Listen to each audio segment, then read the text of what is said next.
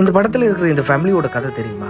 இந்த படத்துல இருக்கிறவருடைய பேர் பிரித்திக் ஜோஷி. இவர் 6 வருஷமா லண்டன்ல ஒரு சாஃப்ட்வேர் இன்ஜினியரா வேலை செஞ்சுட்டு இருக்காரு. தன்னுடைய மனைவியோடையும் 3 சின்ன அந்த குழந்தைகளோடையும் ஃபாரின்ல போயிட்டு ஒரு நல்ல ஒரு லைஃப் அமைச்சு கொடுக்கணும் அப்படின்னு சொல்லி ரொம்ப வருஷமா கனவு கண்டாரு. அதுக்கு பல வருஷமா ட்ரை பண்ணிட்டு இருந்தாரு. ஆனாலும் அதுக்குரிய டாக்குமெண்ட்ஸ் ஆவணங்கள் எதுவுமே கிடைக்கல. இப்ப அது கிடைச்சிருக்கு அப்படின்னு சொல்லிட்டு ஓகே லண்டனுக்கு போலாம் அப்படின்னு சொல்லி அவர் ரெடியாக இருக்காரு. அவருடைய மனைவி ஒரு ஃபேமஸான ஒரு டாக்டர். இந்த செல்ஃபி எடுக்கிறாங்க அவங்க தான். 2 நாளுக்கு முன்னுக்கு தன்னுடைய வேலையை ரிசைன் பண்ணிட்டு லண்டன் போக போறோம் அப்படின்னு சொல்லி எல்லா அரேஞ்ச்மெண்ட்ஸையும் பண்ணிட்டு இருந்திருக்காங்க.